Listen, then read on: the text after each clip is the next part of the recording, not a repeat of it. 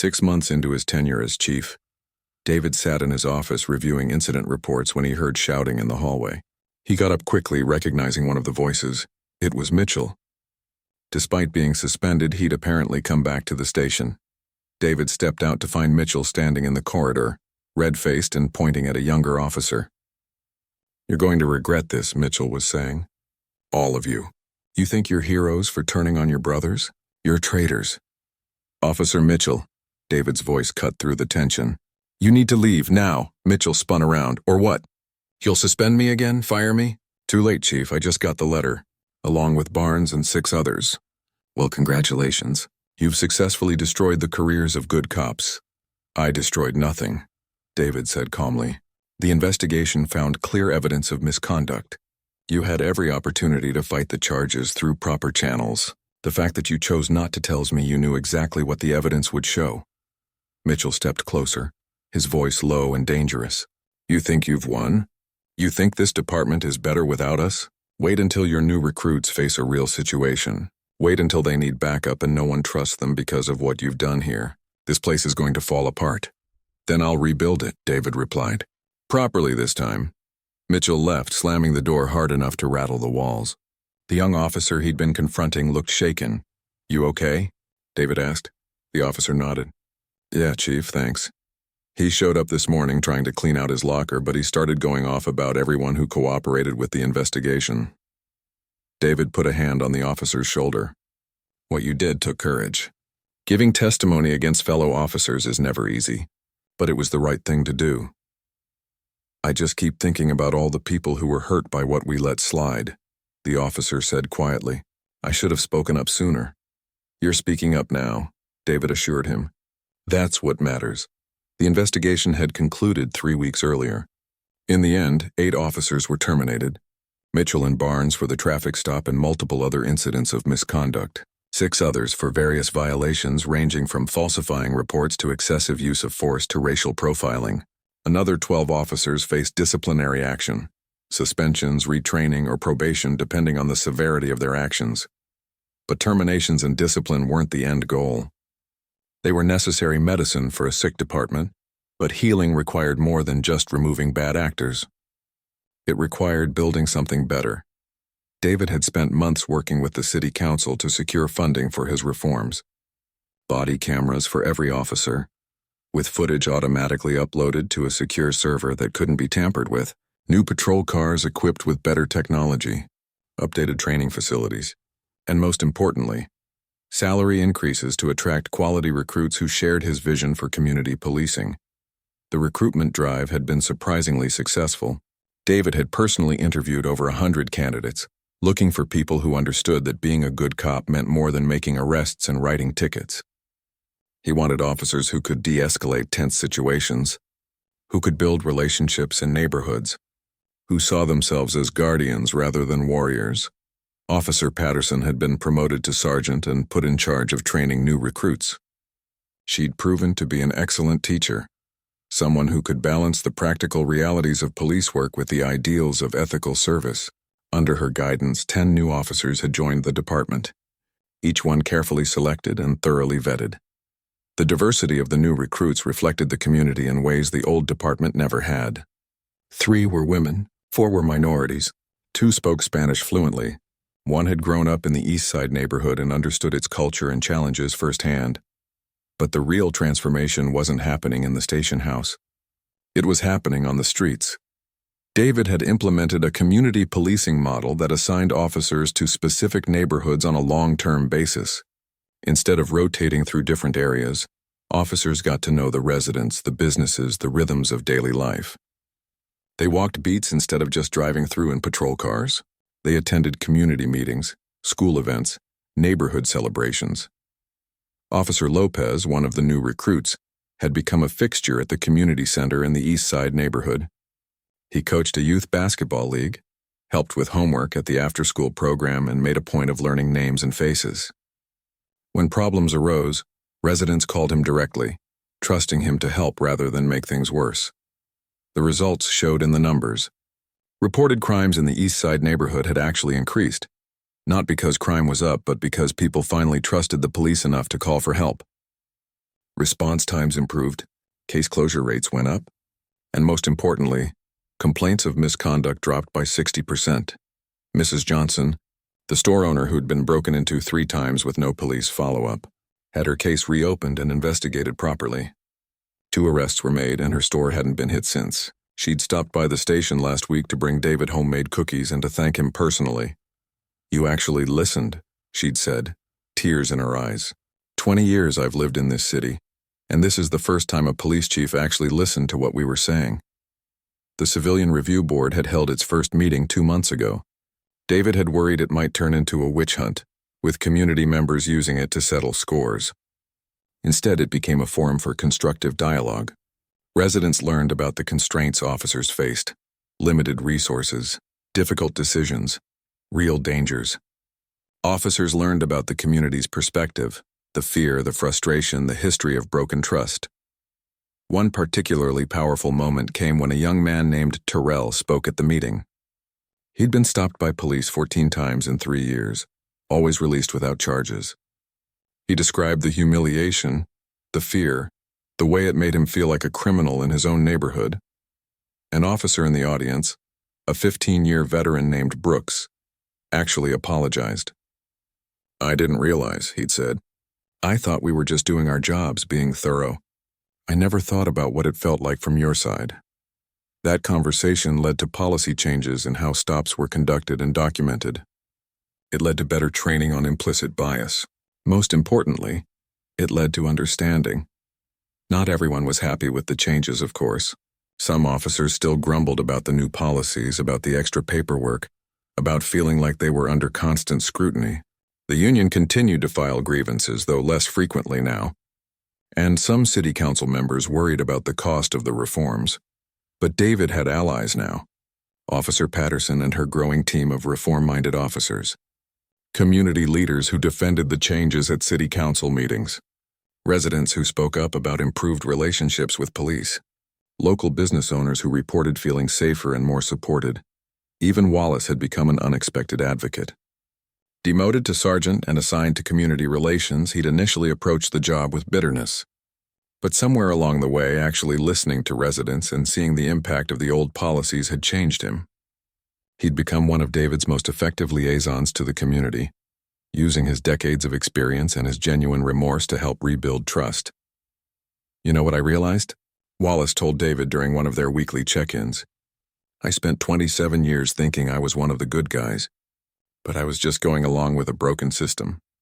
Being a good guy means having the courage to change when you realize you're wrong." The real test came on a hot August night, 6 months to the day after David's first morning briefing. A call came in about a disturbance at a convenience store in the East Side neighborhood. Reports of a man with a weapon shouting aggressive behavior. Under the old department culture, that call would have resulted in a show of force. Multiple patrol cars, weapons drawn, high probability of escalation. Instead, Officer Lopez responded with his partner, both of them in body cameras. When they arrived, they found a man having a mental health crisis, holding a broken bottle but clearly disoriented and scared. Lopez recognized him, Vincent, a local resident who suffered from schizophrenia and had been off his medication. Instead of approaching with weapons drawn, Lopez kept his distance and started talking. He called for medical backup, not more patrol cars. He remembered Vincent's sister's name from community meetings and called her to come help. 30 minutes later, Vincent was safely in an ambulance heading to the hospital for evaluation, not in the back of a patrol car heading to jail. The store owner, who'd made the initial call, stopped Lopez before he left. 5 years ago, I made a similar call and officers beat that man bloody in my parking lot. Tonight, you saved his life. Thank you for showing us what good policing looks like." Lopez's body camera footage became a training video, an example of de-escalation done right. It was shown to new recruits, to veteran officers, to the Civilian Review Board. It represented everything David had been trying to build: police as helpers, not punishers. The media had picked up on Riverside's transformation. National news outlets ran stories about the small city that had turned around its police department. David did interviews, careful to credit his officers and the community rather than taking personal praise. The publicity brought attention, both positive and negative, but it also brought other departments looking for guidance on implementing similar reforms. David sat at his desk late one evening, 7 months after that fateful traffic stop, reviewing applications for 4 more open positions. The department was growing, adding officers to handle the increased workload that came with actually responding to community needs properly. His phone buzzed with a text from Patterson. Community basketball tournament tomorrow. 20 officers volunteering. Remember when we couldn't get officers to show up to anything community-related? Look at us now, David smiled. There was still so much work to do. Policies to refine, training to improve, relationships to build. The resistance hadn't completely disappeared. There were still officers who grumbled about the changes, who longed for the old ways. But they were outnumbered now by people who believed in the mission.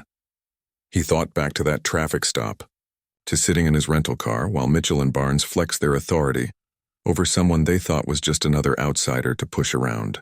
They'd thought they could mess with him because they believed no one would hold them accountable. They'd been wrong. But the real vindication wasn't in their termination or in proving a point. It was in the transformation that followed.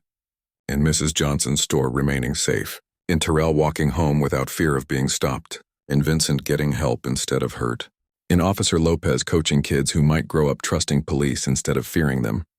David's office phone rang. It was the night shift supervisor. "Chief, sorry to bother you so late. We've got a situation that might require your input." "What is it?" New recruit spotted someone matching a suspect description. Instead of immediately stopping them, she called for backup and waited. Turns out it wasn't the suspect, just someone who looked similar. The recruit wanted to know if she did the right thing by being cautious. David smiled. "Tell her yes. Tell her that's exactly what we want officers to do." "That's excellent judgment. Will do, Chief and sir.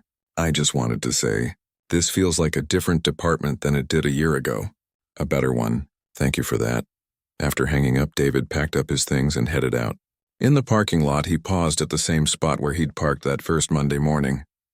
The building looked the same from the outside, but inside, everything had changed. He drove through the city, past the East Side neighborhood where lights glowed in windows and kids played basketball under street lamps without officers harassing them. Past Mrs. Johnson's store where a patrol car sat parked, not because of trouble, but because Lopez was inside buying coffee and chatting with residents who stopped. By past the community center where tomorrow's basketball tournament would bring together officers and residents in competition and celebration rather than confrontation. Past City Hall, where the next civilian review board meeting would address concerns and build understanding rather than breeding resentment. Riverside wasn't perfect. No city was. There would be more challenges, more resistance, more setbacks, but for the first time in years, maybe decades, the police department was actually serving its community rather than ruling over it. And it had all started with 2 cops who thought they could mess with someone, never imagining that person would become their boss. But more than that, it had continued because of brave officers like Patterson who spoke up, community leaders who refused to accept the status quo, and residents who dared to hope things could be different. David pulled up to his apartment, tired but satisfied. Tomorrow would bring new challenges, but tonight he could rest knowing that real change was possible. That accountability mattered. That good policing wasn't about power and control, it was about service, respect, and earning trust one interaction at a time. The cops who'd messed with him that Friday evening had taught him an invaluable lesson, though not the one they'd intended. They'd shown him exactly what needed to change, and David had dedicated himself to making that change real, lasting, and meaningful for every person in Riverside who deserved better from the people sworn to protect them. The first 2 weeks were brutal in ways David hadn't fully anticipated. He'd expected resistance, even prepared for it, but the reality was more exhausting than anything he'd experienced in Chicago. At least there, when you were fighting gangs and organized crime, you knew who the enemy was. Here, the opposition wore the same uniform he did. It started small, equipment malfunctions that somehow only happened when certain officers were on duty, paperwork that mysteriously went missing, radio communications that got garbled at critical moments. Nothing you could prove was deliberate, but the pattern was unmistakable. The old guard was pushing back, then came the sick calls. On Wednesday of his second week, 12 officers called in sick on the same day. The exact number needed to create a staffing crisis. David had to pull double shifts himself and call in off-duty officers at overtime rates just to maintain basic coverage. The next day, everyone miraculously recovered. The police union filed their first grievance on Thursday, then another on Friday. By the end of the second week, David had 7 active grievances filed against him, each one claiming he was creating a hostile work environment, exceeding his authority, or violating the union contract in some technical way. The union president, a 20-year veteran named Rodriguez, showed up in David's office unannounced on a Monday morning. He dropped a thick folder on the desk. 16 more grievances, Rodriguez announced. That's 23 total. My members are concerned about the direction of this department. David looked up from the report he'd been reading. Your members are concerned about being held accountable for their actions. There's a difference. You suspended 2 officers without due process, Rodriguez shot back. You demoted a captain who served this department longer than you've been alive. You're implementing policies without consulting the people who actually do the job. I suspended 2 officers who violated policy and abused their authority, David corrected. I demoted a captain who admitted to enabling misconduct, and I'm implementing policies that should have been in place years ago. Rodriguez leaned on the desk. You know what your problem is, Chief? You think you're going to ride in here and save everyone. You think we're all corrupt or incompetent, but we were keeping the city safe long before you arrived. Were you? David pulled out his laptop and turned it toward Rodriguez. Because I've been analyzing your crime statistics. You know what I found? Reported crimes are down, that's true. But do you know why? Rodriguez crossed his arms, waiting. Because people stopped calling the police, David explained. I've been going through dispatch records. 5 years ago, the East Side neighborhood generated an average of 30 calls per week. Last year, 12. And it's not because crime decreased. It's because people stopped trusting you to help them. That's speculation, Rodriguez argued, then explained this. David pulled up another file. I've been meeting with community leaders. Business owners, residents, want to know what they tell me? They say they're afraid to call police because they worry about how officers will treat them. They say officers profile their kids, target their businesses with excessive scrutiny, and ignore legitimate crimes because they've written off entire neighborhoods. Rodriguez's expression hardened. You've been talking to troublemakers, people who have axes to grind. I've been talking to the people we're supposed to serve, David countered. And they're telling me stories that should make every officer in this department ashamed. Mrs. Johnson, who runs the corner store on 5th Street, told me she's been broken into 3 times in the past year. She's called police each time. No one ever followed up, not once. But officers have time to pull over her grandson twice a month for the crime of walking home from basketball practice. I don't know the specifics of those cases, Rodriguez said defensively. That's exactly the problem. No one does, because no one documented them properly. No one investigated, no one cared. David closed his laptop. I understand your members are uncomfortable with change, but what they're really uncomfortable with is the possibility that their actions might have consequences. Rodriguez straightened up. You're making enemies, Chief. People you're going to need when things get tough. This department runs on loyalty, on officers knowing their partners have their backs. You're destroying that. I'm destroying the code of silence, David said firmly. There's a difference between having someone's back and covering up misconduct. Real loyalty means holding each other to high standards, not protecting bad cops at the expense of the community. After Rodriguez left, David sat in the quiet of his office, feeling the weight of everything pressing down on him. He'd known this wouldn't be easy, but he'd underestimated how isolating it would feel. In Chicago, he'd always had allies. People who shared his vision for what law enforcement should be. Here it felt like he was fighting alone. The door opened without a knock. A young officer stood in the doorway looking nervous. Her nameplate read Patterson. David recognized her from the briefing that first day, though they hadn't spoken directly yet. Chief, I'm sorry to bother you, she said hesitantly. But I need to talk to you about something. Come in, Officer Patterson. Close the door. She did, then stood awkwardly by the desk, clearly wrestling with whatever she'd come to say. It's okay, David assured her. Whatever you need to tell me, I'm listening. Patterson took a breath. I've been keeping files on incidents I've witnessed. Things that didn't seem right, but I didn't know how to report without... She trailed off. Without making yourself a target. David finished for her. She nodded. I'm only 5 years in. I love this job. I wanted to be a cop since I was a kid. But what I've seen what some officers do when they think no one's watching. She pulled a flash drive from her pocket. It's all here. Dates, times, incident reports that were altered or never filed. Stops that violated procedure. Use of force that wasn't necessary. David took the flash drive carefully like it was something precious. Because it was. Why are you coming forward now? Because you actually care, Patterson said simply. Everyone says you're going to fail, that you'll give up and leave like reformers always do. But I've been watching you these past 2 weeks. You're still here. You're still fighting. And I figure if you're willing to put your career on the line, the least I can do is stand with you. For the first time since arriving in Riverside, David felt something close to hope. Thank you, Officer Patterson. This means more than you know. There's something else, she added. There are others. Officers who feel the same way I do but are afraid to speak up. If you can show them it's safe, that there won't be retaliation, I think they'll come forward too. After she left, David spent hours going through the files on the flash drive. What he found was worse than he'd imagined. Patterson had documented dozens of incidents over her 5 years. Traffic stops that turned into fishing expeditions, searches without probable cause, excessive force used during routine arrests. And in almost every case, the reports filed by officers told a very different story than what Patterson had witnessed. But it wasn't just evidence of misconduct.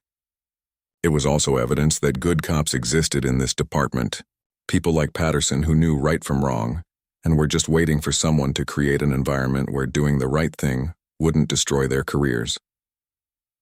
David worked late into the night, cross-referencing Patterson's documentation with the complaint files he'd been reviewing. Patterns emerged. Certain officers appeared again and again. Certain types of incidents kept repeating, and certain neighborhoods bore the brunt of the misconduct. By the time he left the office at 2 a.m, David had a plan. It would be risky. It would make more enemies. But it was necessary. The next morning, David announced a new policy. Every officer would undergo retraining. Not a punishment, he emphasized, but an opportunity to align everyone on best practices, de-escalation techniques, and community policing principles. The training would be conducted by outside experts, not internal staff. And attendance was mandatory. The reaction was immediate and hostile. Officers complained about the cost, the time away from regular duties, the implication that they didn't know how to do their jobs. Rodriguez filed 3 more grievances before lunch, but David held firm. He also announced the creation of a civilian review board. Community members would have input on policy, would review complaints, would have a voice in how their police department operated. This caused an even bigger uproar. Officers saw it as putting civilians in charge of law enforcement. David saw it as basic accountability. The week after these announcements, things got worse before they got better. More equipment failures, more sick calls. Anonymous complaints were filed against David himself, accusing him of everything from financial impropriety to abuse of power. None of them had merit, but they required time and energy to address. The city council called him in for a meeting. 3 of the 5 members were clearly having second thoughts about hiring him. They'd wanted reform, they said, but maybe not this much disruption. Crime response times were suffering because of staffing issues. Officers were demoralized. The police union was threatening legal action. David listened to their concerns, then laid out what he'd found. The evidence of systematic misconduct, the community complaints, the patterns of discrimination in traffic stops and searches. By the time he finished his presentation, even the skeptical council members were quiet. "This is what you hired me to fix," David told them. "If you want me to stop, I'll tender my resignation today. But if you want me to continue, you need to support me publicly. The officers who are resisting change need to know that you stand behind these reforms." The council voted 4-1 in his favor. It wasn't unanimous, but it was enough. That night, David attended a community meeting in the East Side neighborhood. About 50 residents showed up, most of them skeptical that anything would really change. He spent 3 hours listening to their stories, their frustrations, their fears. A grandmother talked about her grandson being stopped 7 times in 2 months. A business owner described years of ignored complaints. A teenager talked about being searched at gunpoint for matching the description of a suspect who turned out to be 40 years old and 60 pounds heavier. David didn't make promises he couldn't keep. But he did promise to listen, to investigate, to hold people accountable, and slowly, cautiously, people began to believe him. The walk to David's new office felt like a mile, though it was only down the hall. Captain Wallace followed in silence, his earlier confidence completely evaporated. Other officers watched from doorways and desks. Word already spreading through the building about what had just happened in the briefing room. David's office was modest, nothing like the spacious corner offices he'd seen in bigger departments. A metal desk, filing cabinets, a window that looked out at the parking lot. The nameplate on the door still read, Interim Chief Wallace. David made a mental note to have that changed immediately. He sat behind the desk and gestured for Wallace to take one of the chairs across from him. For a long moment, neither man spoke. Wallace looked older somehow. The bravado from the briefing room replaced by something that looked like resignation. 27 years, Wallace finally said, his voice quiet. I've given 27 years to this department. I bled for this city. I've worked holidays, missed my kids' birthdays, put my life on the line more times than I can count. David nodded. I read your file. Decorated officer. 3 commendations for bravery. You've done good work, Captain. Then why do you come in here treating us like we're the enemy? Wallace's voice rose slightly. We're not perfect. No department is. But we've kept this city safe. Crime rates are down. People sleep securely in their beds at night because we're out there. Do they? David leaned forward. Do they really feel safe? Because I've read something else besides your file. I've read complaint after complaint from residents who say they're afraid to call the police. I've read reports from community meetings where people describe being harassed, targeted, and treated like criminals in their own neighborhoods. Wallace waved his hand dismissively. Every department gets complaints. People don't like getting tickets. They don't like being held accountable when they break the law. That's not a reflection on us. You're right, David agreed. Every department gets some complaints, but this department gets 10 times the average for a city this size. And do you know what I found when I looked into how those complaints were handled? Wallace shifted in his chair. Most of them were dismissed without proper investigation, David continued. Officers investigating other officers, finding no wrongdoing. Case closed. There's even a pattern to it. Certain officers, including Mitchell and Barnes, have multiple complaints that all somehow vanished into thin air. We handle things internally, Wallace said defensively. We take care of our own. That's how it works in law enforcement. That's how it works in a corrupt department, David corrected. Taking care of your own doesn't mean covering up misconduct. It means holding each other to the highest standards because that's what the community deserves. Wallace stood up abruptly. You don't understand. You come from Chicago, where there's a shooting every night, where gang violence is just a fact of life. This isn't Chicago. This is a small town. We know these people. We know which families cause trouble, which neighborhoods need extra attention. We use our judgment, our experience. That's good policing. Targeting people based on which neighborhood they live in isn't judgment, David said, his voice hardening. It's profiling, and it's illegal. That's not what I meant.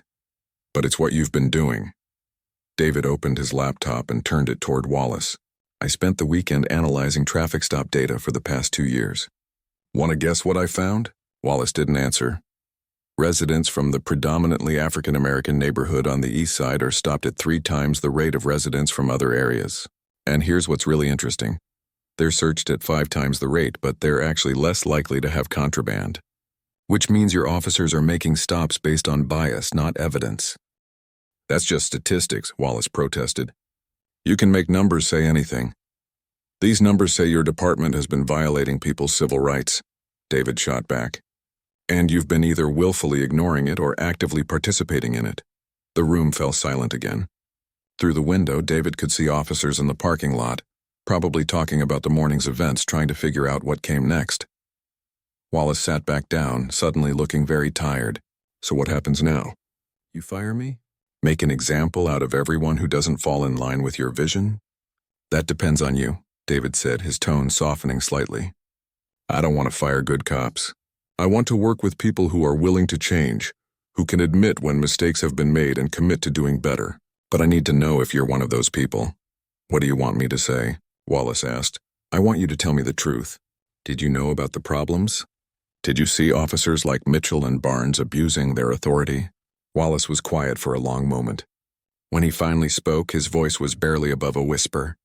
I saw things, heard things. There were moments I thought about speaking up, about pulling people aside, but it was easier to look the other way, to tell myself it wasn't that bad, that we were doing more good than harm. That's honest, David acknowledged, and it's more than most people would admit. But here's the reality, Captain. Looking the other way makes you complicit. Every time you ignored a complaint, every time you covered for an officer you knew was crossing the line, you became part of the problem. Wallace's shoulders sagged. I know, God help me, I know. I just didn't know how to fix it. The culture was already there when I came up through the ranks. This is how things were done, and after a while you just accept it as normal. David stood and walked to the window. Outside, he could see the city stretching out beyond the parking lot. Neighborhoods full of people who deserved better than what they'd been getting. Families who should be able to trust the police instead of fearing them. Here's what's going to happen, David said, turning back to Wallace. I'm opening a full review of every complaint filed in the past 5 years. Every single one. And I'm bringing in outside investigators to look at cases that were dismissed without proper investigation. Wallace closed his eyes. Mitchell and Barnes will be suspended during the investigation, but they won't be alone. Anyone found to have engaged in misconduct will face consequences. That might mean retraining. It might mean demotion. In some cases, it will mean termination. You'll gut the department, Wallace said quietly. I'll remove the cancer, David corrected. There's a difference. Most of your officers are probably decent people who got caught up in a toxic culture. They'll adapt. They'll learn. They'll become the kind of cops this community needs. But the ones who can't or won't change. Yes, they need to go, David sat back down. As for you, Captain Wallace, I'm offering you a choice. You can retire with your pension intact. I'll write you a recommendation based on your years of good service before things went wrong. Or you can stay and be part of the solution. But if you stay, it's as a sergeant, not a captain. And you'll be under a microscope. Any hint of the old behavior and you're done. Wallace looked up sharply. A demotion? You enabled this culture, David said bluntly. You admitted it yourself. You saw problems and chose not to act. That has consequences. But I also think you have it in you to do better. To be better. If you're willing to put in the work, you can help me rebuild this department the right way. For several long moments, Wallace stared at the floor. David could see the internal struggle playing out on his face. Pride versus pragmatism, anger versus accountability. How would it work? Wallace finally asked. If I stay? You'd be assigned to community relations, David explained. You know this town. You have relationships here. Use them to rebuild trust. Go to community meetings. Listen to people's concerns. Show them that we're serious about change. The other officers will never respect me after a demotion, Wallace said. Then earn their respect back, David replied. Show them that accountability isn't weakness. Show them that a real leader admits mistakes and works to fix them. Or don't and go enjoy retirement. Your choice. Wallace stood slowly, walked to the window, looked out at the same view David had been contemplating. A full minute passed. I'll stay, he said finally. I'll do it your way. But I want you to know something, Chief. You're asking for a complete transformation of how this department operates. That doesn't happen overnight. People are going to resist. There'll be pushback from the union, from city council members who liked things the way they were, from officers who think you're destroying everything they've built. I know, David said. That's why I need people like you. People who understand both worlds. Who can help bridge the gap between where we are and where we need to be. Wallace nodded slowly. When do we start? Right now. I need you to gather personnel files for every officer who's had multiple complaints. I want to see patterns, connections, anything that helps me understand the full scope of what we're dealing with. That'll take days, Wallace warned. Then you better get started, David said, not unkindly. He stood and extended his hand. I meant what I said, Sergeant Wallace. I don't want to destroy careers. I want to save them. And maybe save this department in the process. Wallace shook his hand, the grip firm despite everything. I hope you know what you're doing, Chief. So do I, David admitted. So do I. Monday morning arrived with gray skies and a bitter wind that cut through the streets of Riverside. David stood in the parking lot of the police department headquarters, looking up at the building that would be his new home. It was an old structure built in the 70s with small windows and concrete walls that gave it the feel of a fortress rather than a place meant to serve the community. Even the architecture seemed designed to keep people out rather than welcome them in. He'd barely slept over the weekend. The traffic stop kept playing in his mind, but so did everything else he'd learned about the department. He'd spent hours going through files, reading complaint after complaint, seeing patterns that made his blood boil. Traffic stops that went on for hours, searches without probable cause, aggressive tactics used in situations that called for calm de-escalation, and almost every complaint dismissed or buried. But today wasn't about confrontation, not yet. Today was about meeting his team, setting expectations, and starting the long process of rebuilding trust. At least that's what he'd planned. He straightened his uniform, checked his badge one more time, and walked toward the entrance. Inside, the building smelled like old coffee and floor wax. Officers moved through the hallways with the casual confidence of people who'd worked the same beat for years. A few glanced at him curiously but didn't stop to introduce themselves. David found the briefing room on the second floor. He could hear voices inside, laughter, the easy banter of people who were completely comfortable in their environment. He decided to wait outside for a moment. The briefing had already started, which annoyed him, but he wanted to hear what was being said when they thought no one was listening. Through the small window in the door, he could see about 30 officers seated in rows of chairs. At the front stood a man in his 50s, clearly in charge, gesturing animatedly as he spoke. "So get this," the man was saying, and David recognized the voice. Captain Wallace, the interim chief who'd been running things since the last chief resigned. Some hotshot from Chicago thinks he's gonna waltz in here and fix everything. 20 years up north dealing with gangbangers, and now he thinks he knows how to run a small-town department. The room erupted in laughter. David's jaw tightened, but he stayed put, listening.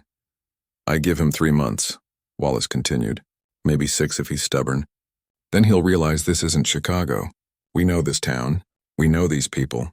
We've been keeping the peace here while he was writing reports in some ivory tower." More laughter. Then a voice from the back, loud and full of bravado. David's stomach dropped. It was Mitchell.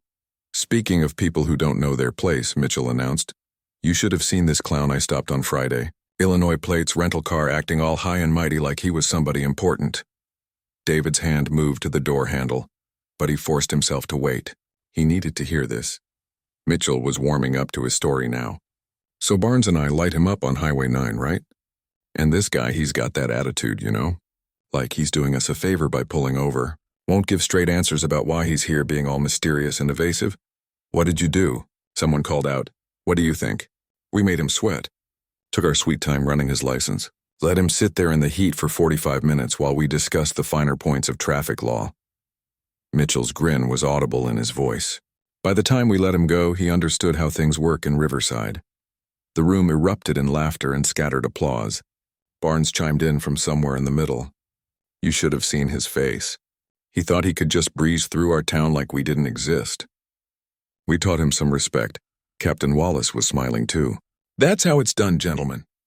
We set the tone. We establish authority. This new chief, he needs to understand that we're not some broken department that needs fixing. We're cops who know how to do our jobs without some administrator breathing down our necks. An older officer raised his hand.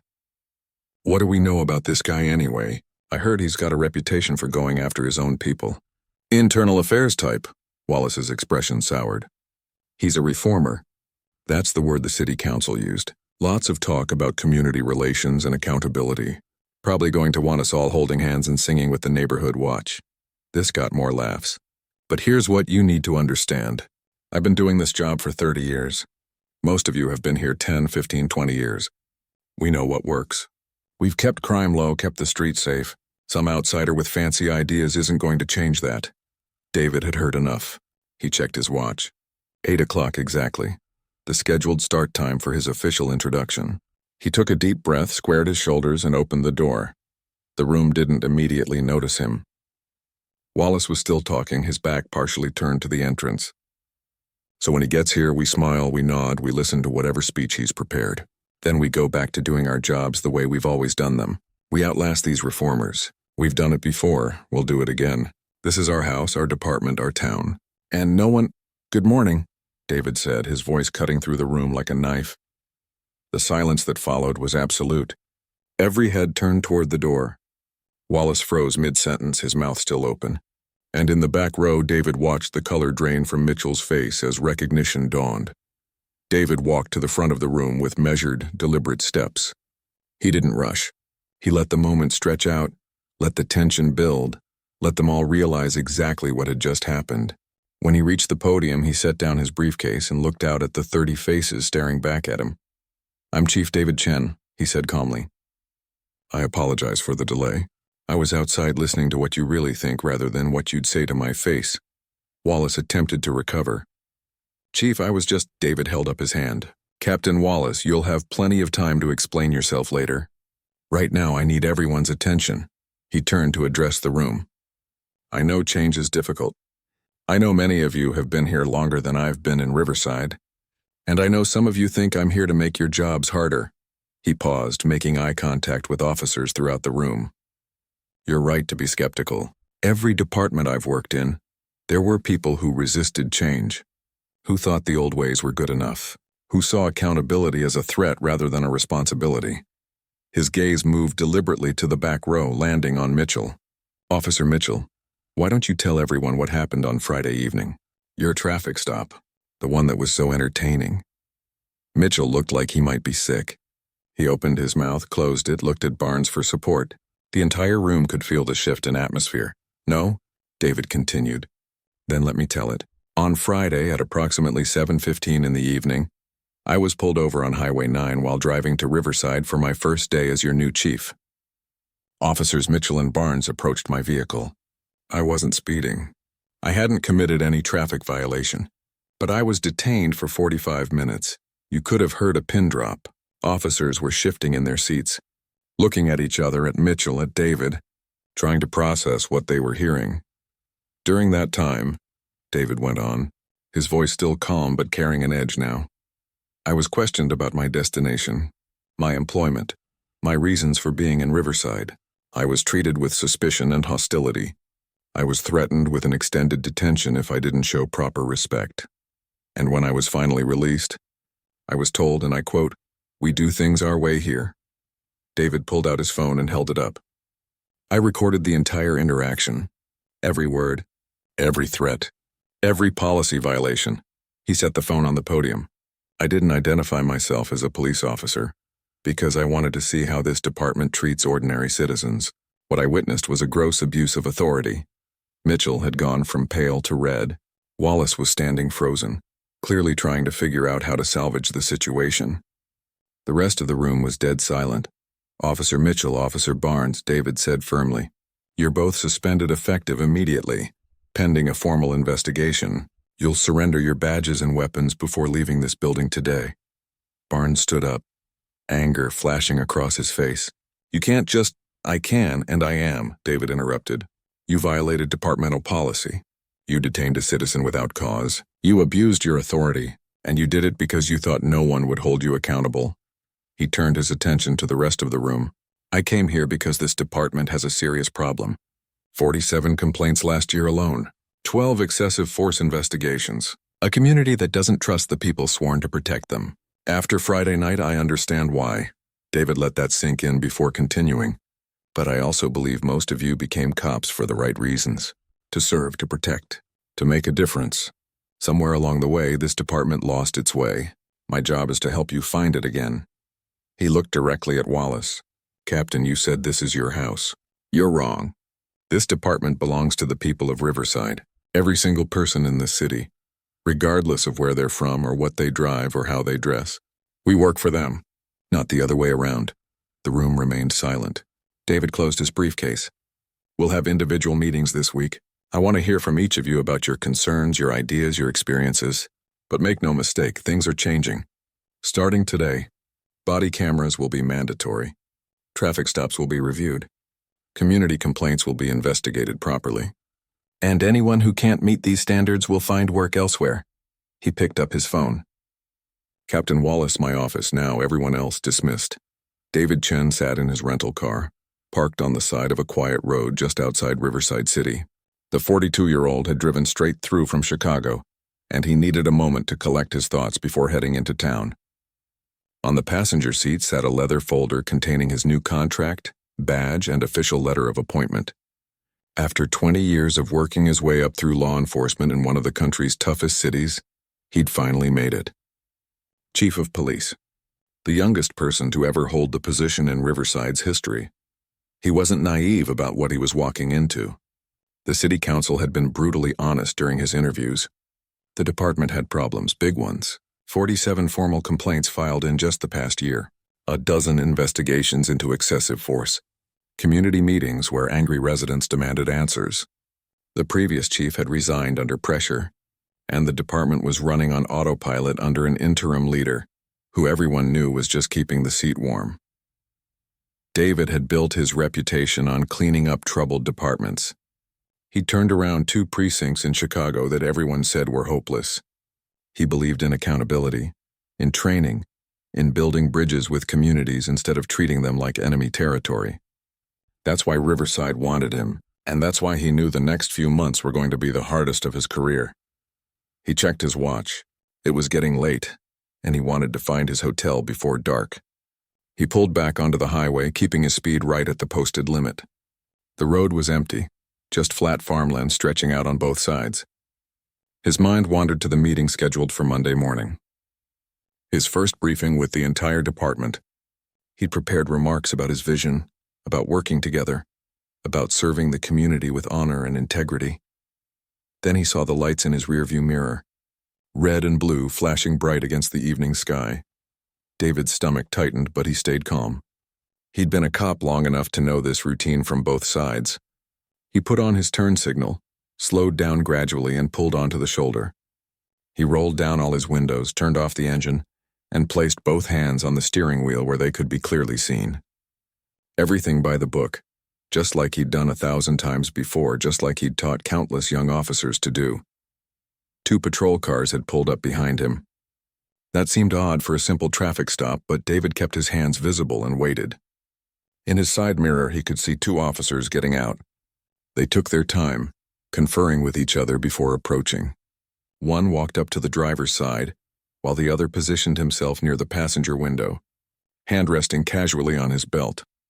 The officer at David's window was a big guy, probably in his late 40s, with the kind of swagger that comes from years of people doing whatever he says. His nameplate read, Mitchell. He didn't lean down to the window. Instead, he stood back, making David crane his neck to look up at him. License and registration, Mitchell said. Not a greeting, not an explanation. Just the demand. Of course, officer, David replied evenly. Can I ask what this is about? I don't believe I was speeding. Mitchell's expression hardened. I'll ask the questions. License and registration. Now. David carefully reached for his wallet, announcing each movement. I'm reaching for my wallet in my back pocket. My registration is in the glove compartment. He handed over his Illinois driver's license and the rental agreement.